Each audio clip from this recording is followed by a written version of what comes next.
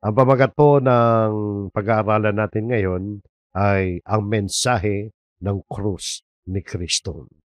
Ang mga bersyon ng Biblia natin gagamitin ay ang Bagong Biblia at New King James Version. Liban na kung babanggitin. Ang title natin mga kapatid ay hinango natin sa ating main verse na Unang Korinto 1:18. Basahin mo muna natin mga kapatid.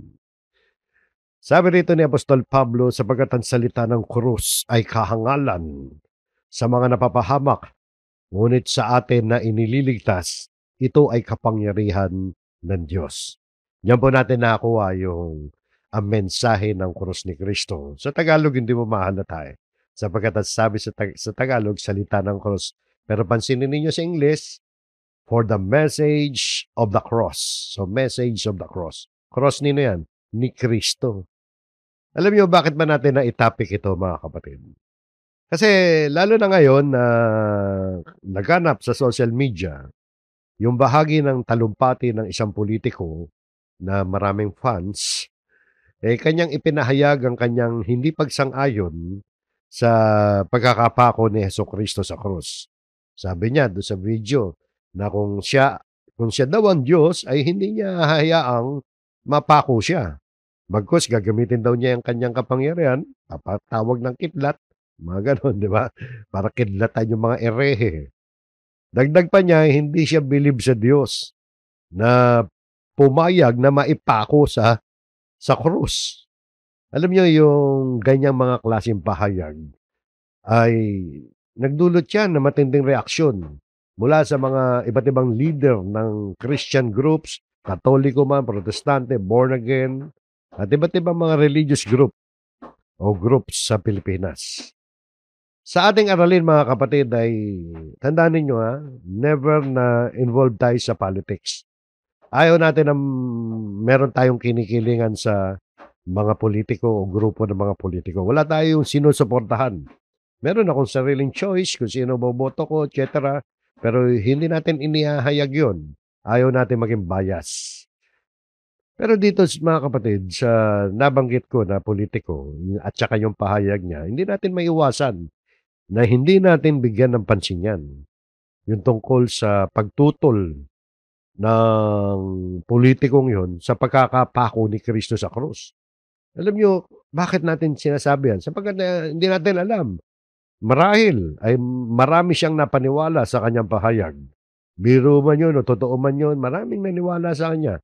Dahil hindi natin mawari kung ikinatutuwa ba yun ng mga nakapakinig sa kanya sapagkat nakita natin sa video na nagingitian yung mga tao, nagtatawanan pa yung iba.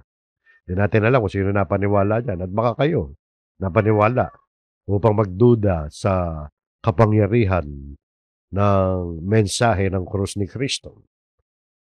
Bukod sa nabanggit na politiko, alam niyo ba mga kapatid na ang mga Islam, yung mga Muslim, hindi rin naman sila naniniwala na si Kristo ay napako sa krus. Bagamat naniniwala sila na si Jesucristo, ang ating Panginoon, ay isang propeta raw. Sangayon sa kanila, tama naman, propeta yun. Pero hindi nila pininiwalaan na si Kristo ay napako sa krus. Sapagkat yun ang sinasabi ng kanilang Quran. At hindi naman daw talaga si Jesus yung napako sa krus. Kundi naglagay ang Diyos ng substitute. Kumbaga sana proxy. Iba yung napako sa krus. Kamukha lang ni Jesus. At napagkamalan ng mga tao na si Jesus yun. Dahil si Jesus daw ay kinuha ng Diyos. Inakyat sa langit. Yun ang kanilang paniniwala. Alam nyo mga kapatid, ang mga Islam ay hindi naman talaga naniniwala na si Kristo ay namatay sa krus. Mas lalo na, hindi sila naniniwala na si Jesucristo ay nabuhay na maguli. Dahil yung kamatayan nga, hindi pinaniwalaan yung pa kaya pagkabuhay na maguli. At alam po natin, mga kapatid, ang pinakapangunahing aral ng Ebanghelyo ay ang pagkamatay at pagkabuhay na maguli ng ating Panginoon Jesucristo. At alam niyo mga kapatid, hindi tayo nanunuligsa pero ipinagtatanggol natin ang ating pananampalataya. Tungkulin natin kasi ipaglaban at ipaliwanag ang pananampalatayang ipinagkaloob sa atin ng Diyos sa pamamagitan ng Panginoon Jesucristo. Sinasabi nga rito mga kapatid ni Judas na dapat ipaglaban natin ang pananampalataya natin. Hindi si Judas Iscariote ito, yung sumulat ng Judas dito sa New Testament. Ang sabi rito sa Judas chapter 1 verse 3, mga minamahal, samantalang ako'y lubusang nagsisikap na sumulat sa inyo tungkol sa ating iisang kaligtasan. Natagpuan kong kailangan sumulat upang himukin kayo na ipaglaban ang pananampalataya na minsanang ibinigay sa mga banal. Alam niyo mga kapatid, pag binasa niyo yung konteksto niyan, yan ay ipaglaban saan? Sa mga maling turo, sa mga huwad na tagapagturo, mga huwad na tagapagsalita, mga maling impormasyon. Katulad ng ginagawa natin ngayon. Ipaglaban natin ang ating pananampalataya. Bukod diyan, mga kapatid, sinasabi pa ni Apostol Pedro mismo, dito sa Tagalog ang Biblia, ang gamitin natin sa unang Pedro 3:15, kundi inyong ariing banal si Kristo na Panginoon na sa inyong mga puso. Ang ibig sabihin ng ariing banal, mga kapatid, nangangahulugan niya ng paggalang at pagtatangi, special.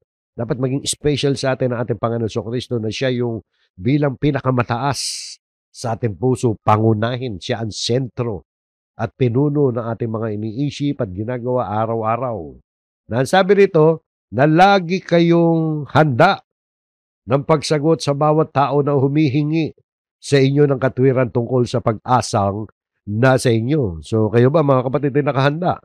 Handa ba kayong sumagot sa bawat tao na humingi ng katwiran tungkol sa pag-asang nasa atin? Ibig sabihin mga kapatid, ano ba yung pag-asang nasa atin?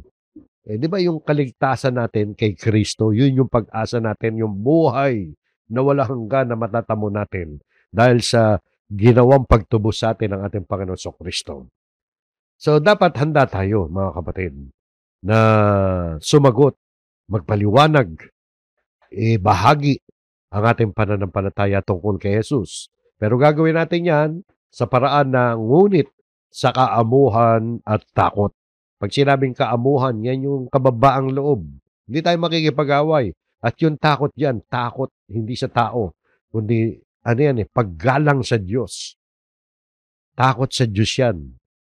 Hindi doon sa mayabang na pamamaraan o mapanuyang, mapang-insultong paraan. Hindi tayo nang-iinsulto, mga kapatid. Ang takot dito, mga kapatid, ay pagkatakot sa Panginoon yan.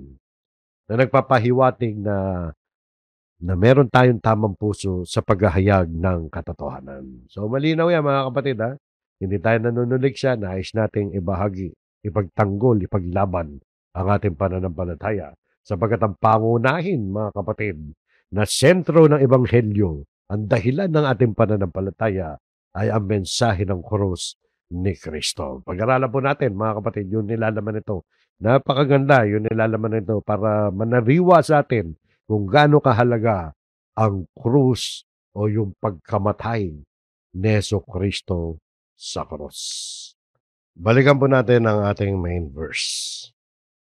Sabi ko rito kanina, sapagkat ang salita ng krus ay kahangalan sa mga napapahamak, ngunit sa atin na inililigtas, ito ay kapangyarihan ng Diyos. Yung salita ng krus, yung message of the cross, ay may dalawang magkaibang epekto yan. Depende sa nakapakinig at depende sa pagtanggap. Unang-una, nakita natin dito ang isang epekto, kahangalan sa mga napapahamak at ang kapangyarihan ng Diyos sa mga sumasampalataya. Yan. Sila yung mga sinasabi rito na inililigtas, mga mananampalataya yan. So, pag-aralan natin parirala by parirala to. Sapagkat ang salita ng krus.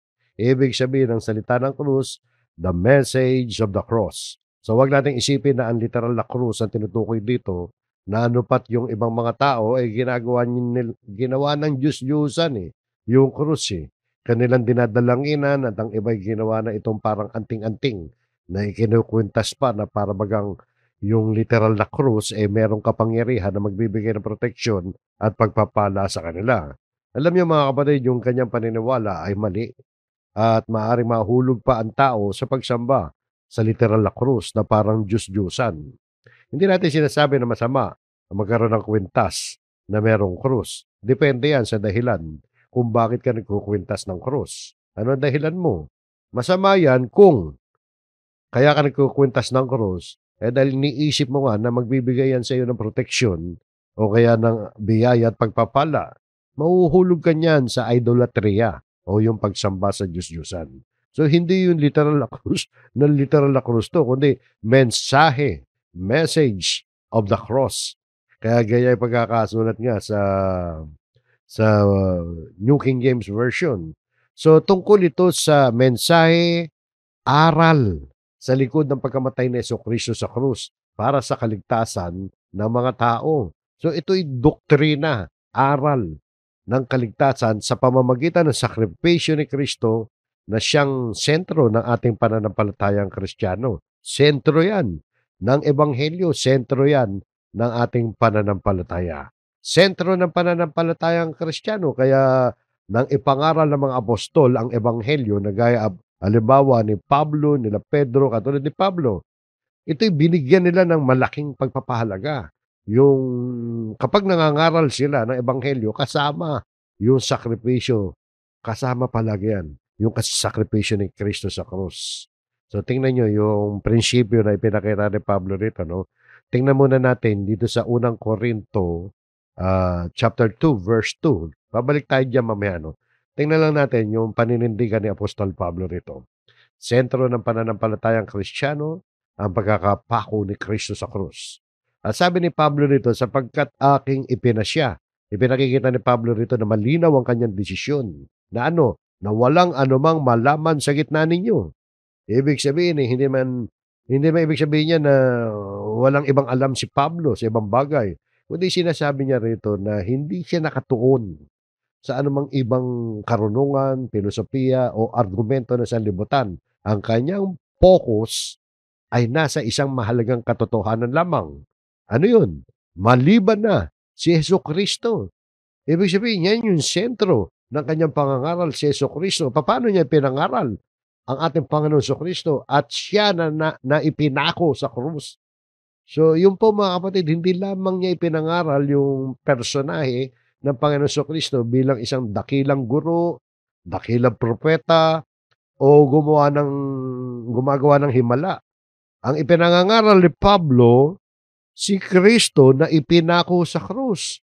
Ang kanyang layunin ay ipahayag ang mensahe ng krus bilang daan ng kaligtasan. Nakita niyo yung bigat nung tinutulig siya, no? Ng iba na hindi raw sila believe sa pagkakamatay ni Kristo sa krus. Yan nga ang ebanghelyo eh. Kung naniniwala kay Kristo, dapat maniwala ka na siya ipinako sa krus sapagkat si Kristo ipinako sa krus para sa kaligtasan. At sa pamamagitan ng pagkakapako ni Jesucristo sa krus, ay natupad ang plano ng Diyos para sa kapatawaran ng ating mga kasalanan. So balikan natin yung main verse natin. Balik ulit tayo rito. Sapagkat ang salita ng krus ay kahangalan sa mga napapahamak.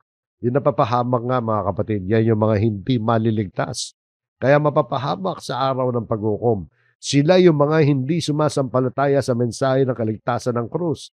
Para sa kanila, wala silang believe dyan na yung isang tagapagligtas, napako lamang sa krus. Kaya sabi nga rito, kahangalan yan. Kahangalan lang yan. Foolishness lang yan. Yung ginawa daw ni Kristo o yung paniniwala na si Jesucristo napako sa krus ay foolishness daw. Nakita nyo mga kapatid, no? Kung gaano kasama yung mga ganong deklarasyon sa lungat. Sa lungat yan sa aral ng Biblia. Kaya gano'n naman ang kanilang paniniwala kasi sa lungat yun, doon sa iniisip nilang karunungan. Hindi raw karunungan yun. Foolishness para sa kanila yun. Kahangalan dahil hindi nila matanggap kung bakit kailangan pang ipako si Kristo sa krus para sa kaligtasan. Kaya nila hindi matanggap yun, hindi naman kasi sila naniniwala sa salita ng Biblia, sa salita ng Diyos. Kahangalan sa mga napapahamak. Tingnan niyo pa ang sabi rito, no? Babalik ulit tayo dyan sa main verse. Singit lang natin to. Dito rin sa chapter na to, dito rin sa kapitulong ito, mga kapatid, sinabi ni Apostol Pablo. So kasama to sa konteksto, no? Noong chapter 1. Sabi sa chapter 1, verse 23 naman, subalit ipinangangaral namin ng Kristo na ipinako sa krus. So sa pangangaral ng mga apostol, ng ebanghelyo, ng kaligtasan, ay talagang hindi po pwedeng hindi nila banggitin ang pagkakapako ni Kristo sa krus. dahil ito nga ang pangunahing aral ng Ebanghelyo. Sabi pa ni Pablo na isang katitisuran sa mga Hudyo. Natitisod yung mga Hudyo diyan. Hindi nila matanggap na yung Mesyas, tagapagligtas na hinihintay nila ay mapapako lang pala sa krus. Yan din yung reklamo mga kapatid ng mga Hudyo eh. Nung nangangaral pa dito sa lupa ang ating Panginoon Kristo, nagkaroon ng tagpo dito sa John 12:34 sa Ebanghelyo ayon kay Juan. Tingnan nyo, yung conversation ng Panginoon Kristo at ng mga Hudyo na naghihintay ng Mesyas. Sabi rito, sinagot siya ng mga tao. Ito yung mga Hudyong kausap ni Jesus. Aming narinig mula sa kautusan na ang Kristo ay nananatili magpakailanman. Paano mong nasabi na ang anak ng tao ay kailangan itaas? Sino itong anak ng tao? Alam niyo yung mga katagang kailangan itaas. Kasi talaga sinabi ng Panginoon Kristo yan. Yung anak ng tao ay kailangan itaas. Nagkakaintindihan sila ng mga Hudyo at si Jesus. Na ibig sabihin lang yan, kailangan mapako si Kristo sa krus. Ibig sabihin, kino-question nga nila yung sinasabi ng Panginoon Kristo na siya kinakailangan mamatay sa krus. Gaya ng pagkukwestiyon ng ibang mga tao sa panahon natin ngayon. Bakit kinakailangan mapako pa si Jesus sa krus? Pero sabi dito mga kapatid, yun ang ipinapahayag, ipinangangaral ni Jesus. So, yung mga taong yon sa panahon natin, katulad din sila ng mga Hudyo, natitisod doon sa aral na mensahe ng krus. Hindi nila matanggap. No? So, sabi rito na isang katitisanan sa mga Hudyo at kahangalan, foolishness sa mga Hentil. Para sa mga Hentil, hindi nila matanggap yan. Katulad din ng mga Hudyo Pero ito sa mga Hentil, mga kapatid, hindi naman sila naghihintay ng Mesyas, pero hindi nila matanggap ng isang tagapagligtas ng sanlibutan mamamatay lamang sa isang kahiyahiyang paraan. Alam niyo yung pagpapako sa krus noong unang siglo, noong panahon ng Roman Empire. Yan yung tinatawag na crucifixion, di ba? Noong panahon na yon, ng Roman Empire ay iginagawa ng crucifixion, yung pagkamatay sa krus, pagpapako sa krus, para sa mga kriminal lang yan. At yung mga nagtataksil sa gobyerno. Noong panahon na yon, mga kapatid, nang mamatay ka sa krus sa isang nakakahiyang kamatayan. Yan yung sa mga Hentil. Kaya para sa kanila, kahangalan. Kaya mga kapatid, nung panahon pa ng mga apostol hanggang sa panahon natin ngayon, maraming hindi believe sa pagkakapako ni Kristo sa krus. Alam niyo, sa konteksto ng sulat na ito ni Pablo, yung mga Hentil kasi umaasa sa filosofiya. Pag binasa niyo yung unang Korinto na yan, dinidiscuss ni Pablo dyan na yung mga Hentil kasi umaasa sila sa philosophy at wisdom ng mundong ito. Kaya hindi nila matanggap ang isang tagapagligtas na nagpakababa at namatay sa krus. So yung mga Hudyo naman, naghahanap ng mga himala at hindi nila matanggap ang idea ng isang Mesyas na napako sa krus. Ganon, hindi nila matanggap na mapapako na sa krus yung tagapagligtas nila. Yan din yung sinabi rito sa context bago dumating ang talatang yan. Verse 23 yan. Yung verse 22, yung nauna dyan. Ang sabi ni Pablo, sapagkat ang mga Hudyo ay humihingi ng mga tanda at ang mga Grego ay humahanap ng karunungan. Kaya pagkatapos yan, yung 23, binasa natin, subalit ipinangangaral namin ng Kristo na ipinako sa krus na isang katitisuran sa mga Hudyo at kahangalan sa mga Hentil. So yun po mga kapatid, na kahangalan yan para sa mga Hentil. Ngunit sa atin na inililigtas, tayo na mga inililigtas. Yan yung tumutukoy sa mga sumasampalataya na tumanggap kay Kristo bilang kanilang Panginoon at tagapagligtas. Sila yung mga inililigtas. Tayo yan. Kung tayo nananampalataya talaga sa ating Panginoon Kristo. Na hindi nila tinitingnan. Yung mga mananampalataya, yung mga inililigtas, hindi nila tinitingnan ang krus bilang kahangalan, kundi bilang isang napakalalim na pagpapahayag ng pag-ibig ng Diyos at kapangyarihan ng Diyos. Kaya sinabi do'n sa sumunod na parirala, ito ay kapangyarihan ng Diyos. Yung pagkamatay ni Jesucristo sa krus, kapangyarihan niya ng Diyos. Isang makapangyarihang gawa ng Diyos na may kakayahang magbago ng buhay natin at magdala ng kaligtasan. Kapangyarihan, the power of God. Gaya ng sinasabi rito sa Roma 1:16. Ito, popular na talata ito. Tungkol sa gospel. So nabanggit yan, yung krus ni Kristo, o yung mensahe ng krus ni Kristo, kapangyarihan niya ng Diyos. The power of God yan. Dito naman sa Roma 1:16, tingnan nyo. Sapagkat hindi ko ikinahihiya ang ebanghelyo, gospel, ebanghelyo. Sapagkat ito ang kapangyarihan ng Diyos para sa kaligtasan ng bawat sumasampalataya, unay sa Hudyo at gayon din sa Grego. So ano nakita natin dyan? Dito sa kombinasyon ng Roma 1:16 at itong talata kanina sa 1:18, parehong nagbanggit ng kapangyarihan ng Diyos. At dito sa 1:18, ito ay kapangyarihan ng Diyos para doon sa mga inililigtas. Dito naman sa 1:16, kapangyarihan ng Diyos para sa kaligtasan ng ang alin? Gospel. Sa makatuwid, mga kapatid, ang ebanghelyo ni Kristo at ang mensahe ng kanyang pagkakapako sa krus, yung message, yung mensahe ng krus ni Kristo, isa lang yan, mga kapatid. Hindi po pwedeng paghiwalayin yan. Palaging magkasama yan. Mabuting balita. Yung dalawang yan tinatawag na kapangyarihan ng Diyos para sa kaligtasan. Ang pakikinig ng mabuting balita. Ano ba mabuting balita? Mabuting balita ng kamatayan, paglilibing at muling pagkabuhay ni Jesus. Para sa iyo at sa akin ay nagdadala yan ng ating buhay. Dinadala tayo sa kaligtasan yan. Kapangyarihan niya ng Diyos para tayo ay may maligtas. Kaya dito, mga kapatid, may likas na kapangyarihan. Yung pangangaral ng tunay na ebanghelyo kapag ito ay tinanggap na may pananampalataya. Yung pakikinig at pagtitiwala sa tunay na ebanghelyo ay magdadala sa atin ng kapangyarihan ng Diyos upang tayo mabuhay na walang hanggan.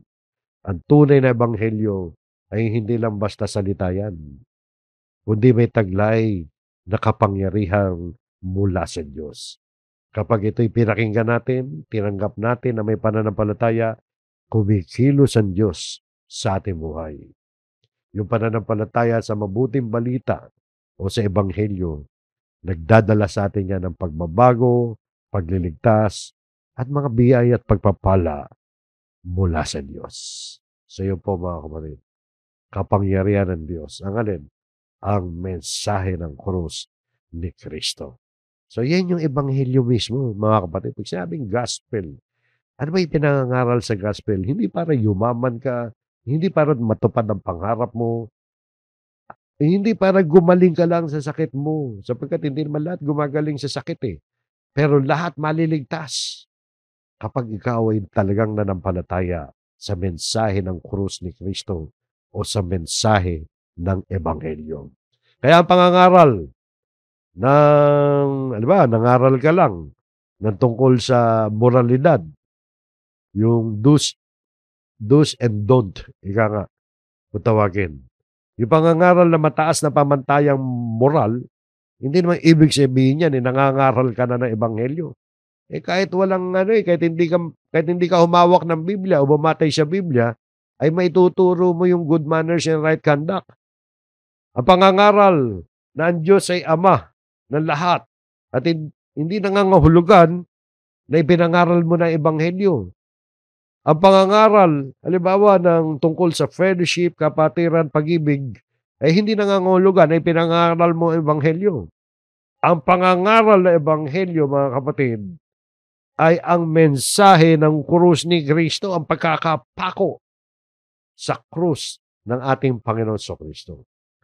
Nakakita niyo, mga kapatid, ang sentro niyan, mga kapatid, yung sakripisyo ni Kristo para tayo maligtas ang ating mga kaluluwa. Huwag tayo mapunta sa dagat-dagatang apoy kasi Kristo'y namatay sa krus. Yan ang mensahe ng krus ni Kristo. So ngayon mga kapatid, yung pagkakapako ni Kristo sa krus, lumalabas talaga yan ang pangunahing doktrina ng pananampalatayang Kristiyano. Kaya kapag yan ang tinira, kapag yan ang tinulig siya, dapat ipagtanggol natin yan katulad ngayon. Ipinagtatanggol natin kung hindi sila bilib kay Kristong napako sa krus, eh hindi ka nga talaga nananampalataya kay Jesus. So gano'n lang yun. So ngayon, tingnan natin, ano ba ang naging impact? Ano ba ang naging dating ng pagkakapako ni Jesucristo sa krus? Maraming talata sa Biblia ang pwede nating gamitin dito, yung kamatayan ni Jesus, nagdulot sa atin ng buhay at kalayaan. Kuha lang tayo ng isa mga kapatid. Dito sa unang Pedro 2:24. No? Tingnan ninyo yung hanay ng mga pariralang isinulat ni Apostol Pedro dito sa unang Pedro 2:24. Ang sabi rito, siya, ibig sabihin ng ating Panginoon Kristo. Siya mismo ang nagdala ng ating mga kasalanan sa kanyang katawan sa punong kahoy. Yung punong kahoy dyan ay hindi naman yung punong kahoy na may ugat. Ayun, sa Greek word niya mga kapatid, pwedeng timber, lumber, ganon. Yung krus, di ba lumber na yan? Wala nang ugat yan. Pero rosation na yan mula sa punong kahoy. Yung pagkakasulat niya sa wikang Grego, baka isipin niyo, yung punong kahoy na may mga dahon-dahon pa yan at may ugat. So, dito si Jesus mismo nagdala ng ating mga kasalanan. Alam niyo yung mga salitang yan, nagdala ng ating mga kasalanan. Nagdala, ibig sabihin, sa wikang Grego niya mga kapatid, kung hahalukayin natin yan, ay meron niyang idea ng pag-aalay tulad ng paghahandog sa matandang tipan. Ipinakikita nito na si Kristo ang naging alay, naging hain para sa ating kasalanan. Yun ang idea dyan. Maski kung titingnan ninyo sa mga propesiya, sa Isayas, at ganoon din mga paliwanag sa aklat ng Hebreo. Yun ang idea na yan. No? Parang si Kristo ay inialay para sa ating kasalanan nung siya'y ipako sa krus. Dahil sabi nito, sa kanyang katawan, no, nagdala ng ating mga kasalanan sa kanyang katawan sa punong kahoy. Pinakikita na kaya si Kristo ay namatay. Physically namatay siya. Bago pa siya mamatay, binugbog pa siya. Ibig sabihin, bugbog sarado ang Panginoon sa Kristo bago mamatay. Nangangahulugan niya ng, sabi rito, yung kanyang katawan, nangangahulugan niyan na talagang ipinasan ng Diyos, literally, yung kasalanan nating lahat. Yung punong kahoy, mga kapatid, no? Pag titingnan nyo sa Old Testament, meron din niyang allusion doon sa Deuteronomio, sa 21:23, na sinabi ron na sino mang ibinitin sa punong kahoy ay isinusumpa ng Diyos. Kahit na si Kristo ay pinako sa krus, tinanggap niya ang sumpa ng kasalanan nating lahat yun. Hindi niya sarili kasalanan. So yan mga kapatid, yung naging impact ng kamatayan ni Jesus sa krus. Mabigat di ba? Bakit niya ginawa yan? Bakit niya tinanggap yan? Pwede naman niya tanggihan yan Pero bakit niya tinanggap yun? Upang tayo'y mamatay sa mga kasalanan at mabuhay sa katwiran. Kaya si Kristo'y napako sa krus. Yan ang dahilan mga kapatid. Upang tayo'y mamatay sa mga kasalanan. Ang ibig sabihin nito hindi na tayo dapat mamuhay pa sa kasalanan. So yung ating dating makasalanang pagkatao, sabi nga doon sa ibang talata ng Biblia, na makasalanang pagkatao natin ay ipinako na kasama ni Kristo sa krus. Natatandaan ninyo sa Roma chapter 6, na kapag tinanggap natin si Kristo, na bautismo tayo kay Kristo, ay ipinako na natin ang ating mga kasalanan, dating pagkatao natin sa krus. So, spiritual yan mga kapatid. Pero ipinapakita dyan mga kapatid, hindi na tayo dapat alipin pa ng kasalanan. So, lalim-laliman natin ang pangunawa rito na upang tayo mamatay sa mga kasalanan at mabuhay sa katwiran. Ibig sabihin, sa halip na mabuhay tayo sa kasalanan, mabuhay tayo sa katuwiran. Ano ibig sabihin yan? Mabuhay tayo ayon sa kalooban ng Diyos. Tayo ay binigyan ng bagong buhay upang lumakad na sa katuwiran. So yun ang dating nun dapat. Yung spiritual impact nun. Yung kamatayan ni Jesus sa krus. Nagkaroon tayo ng pagkakataon para mabuhay ng panibagong buhay. Tuloy pa natin. Dahil sa kanyang mga sugat, ay gumaling kayo. So, alam niyo, di ba, na madalas natin gamitin sa Isaiah 53:5. Si Kristo'y nasugatan para sa atin lahat, yung kasalanan natin lahat, ipinasan sa Kanya ng Diyos. Literally, nangyari sa Kanya yun, spiritually, yun ang naganap sa atin. Dahil sa mga latay ni Kristo. Tumutukoy yan sa mga paghihirap ni Jesus. Kabilang na yung paghahagupit, pambubugbog, pagpapahirap sa Kanya, bago pa siya dumating sa krus. At ang sabi diyan, dahil sa kanya mga sugat ay gumaling tayo o gumaling kayo. Gumaling tayo, di ba? Yung paggaling dito, mga kapatid, spiritual yan. Huwag yung ililiteral, gagaling tayo sa sakit natin. Yung iba, mahilig doon sa healing ng pagkakasakit. Gumaling ka man, mamamatay ka rin balang araw. Hindi yun ang mas importante. Ang mas importante, mga kapatid, yung gumaling tayo spiritually. Ito hindi lamang tungkol sa physical, no? Kundi kagalingan yan sa kaligtasan natin mula sa kasalanan. Yung ating sugat, dulot ng kasalanan, ay pinagaling ni Kristo sa pamamagitan ng kanyang kamatayan. Kaya mga kapatid, itong talatang ito, isang makapangyarihang talata yan na nagsasummarize ng impact nung pagkamatay ni Kristo sa krus. Napakahalaga niyan.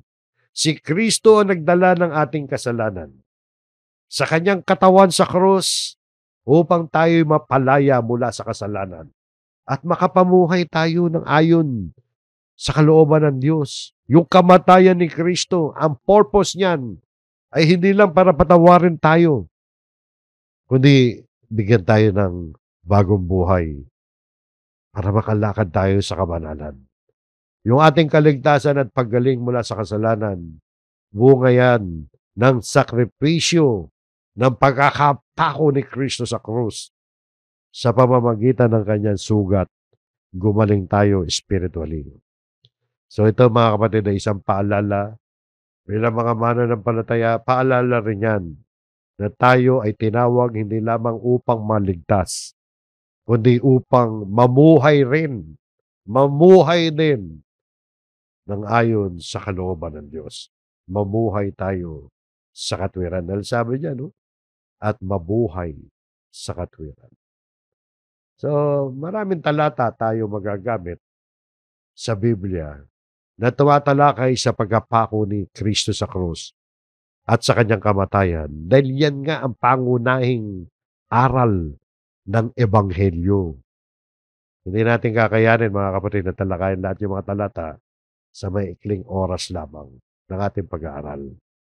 Pero ang importante rito, mga kapatid, naidiin natin na ang Ebanghelyo ay hindi Ebanghelyo. Ibig sabihin, ang gospel ay hindi gospel kung si Kristo ay hindi ipinako sa krus. Bagay na tinututulad ng mga hindi naniniwala. Bagay na wala silang believe. Dahil kung ganun daw ang Diyos niya, wala siyang believe daw sa Diyos na napako lamang sa krus. So nakita niya, Diyos din kasi si Kristo, di ba? Pero hindi siya yung ama, ha? Tandaan niya, siya ay anak ng Diyos. Pero sa kalagayan, Diyos din siya. So yan ang hindi maunawaan ng maraming mga tao. Kahit na yung mga ibang nagsasabing, sila man ay mga Kristiyano. Kaya tandaan ninyo, mga kapatid, yung mensahe ng krus ni Kristo, napakahalaga niyan. Hindi lamang yan kwento ng sakripisyo o hindi isang pagpapahayag yan ng kapangyarihan ng Diyos sa kaligtasan. Yan ang gospel, yan ang ebanghelyo. Walang ebanghelyo o walang magandang balita ng kaligtasan kung si Kristo ay hindi ipinako sa krus. Sa mata ng mundo, maaaring ito ay kahangalan at katatawanan lamang. Ngunit para sa atin na mga sumasampalataya, ito ang kaganapan ng pag-ibig ng Diyos at ang ating tanging pag-asa sa buhay na walang hanggan. Ang krus ni Kristo ay hindi natin dapat ikahiya. Hindi natin dapat ipawalang bahala. Sa halip, mga kapatid, ay dapat nating ipahayag na may katapangan at katatagan at paninindigan. Kung paano sinabi ni Apostol Pablo, di ba, sa Roma 1:16, hindi ko ikinahihiya ang ebanghelyo sapagkat ito ang kapangyarihan ng Diyos para sa kaligtasan ng bawat sumasampalataya. Ano ba ang ebanghelyo? Ang ebanghelyo ang mensahe ng krus ni Kristo. Yan ang gospel, mga kapatid. Kaya tayo na nampalataya kay Kristo, ang layunin natin yung itinuturo ng Biblia para maligtas ang ating mga kaluluwa. Kalimutan nyo yung ibang mga dahilan. Iba kasi, kaya nananampalataya, akala suswertein sa buhay na ito. Hindi yan. Hindi yan ang dahilan. Kung bakit si Kristo ay napunta rito para sumagana ang buhay mo sa lupa. Hindi. Kundi para sumagana ang buhay natin sa buhay na walang hanggan. So yan, mga kapatid. Kaya tayo rin bilang mga hinirang ng Diyos, huwag tayong mahiya na i-share natin ang gospel. Patuloy tayong mamuhay ayon sa katotohanan ng ebanghelyo. Isang buhay na may pagsuko sa kalooban ng Diyos. Isang buhay na may pagtitiwala sa kanyang biyaya at ng pangangaral ng kaligtasang na kay Hesus Kristo lamang. Tandaan natin, mga kapatid, hindi pa tapos ang gawain ng krus sa ating buhay. Sa bawat pagsubok, sa bawat laban, sa bawat pagkakataon, ay magpatotoo tayo. Ang kapangyarihan ng Diyos ay nasa krus, ay patuloy na gumagawa sa atin. Bigyan natin ng patotoo yan. Ibig sabihin, i-share natin yan. Huwag tayong panghinaan ng loob. Patuloy tayong lumakad sa pananampalataya, dala-dala ang mensahe ng krus upang ang iba naman makita rin nila ang liwanag ng kaligtasan kay Kristo Jesus. So hanggang dyan, mga kapatid, naway naintindihan natin ang lalim niyan. Pagkamat napakarami pang mga talata na dapat natin basahin, pero dahil sa limitado ang ating oras, yun lamang po muna ang ating masishare. Pero palagay ko, mabigat na yan, mga kapatid. Huwag nating kakalimutan yung pananampalataya natin. Major yan. Ay nandun sa mensahe ng krus ni Kristo. Sa pagkamatay ni Kristo sa krus ng Kalbaryo. Maraming salamat po. Pagpalain po tayong lahat ng Panginoon. Tayo po'y muling manalangin.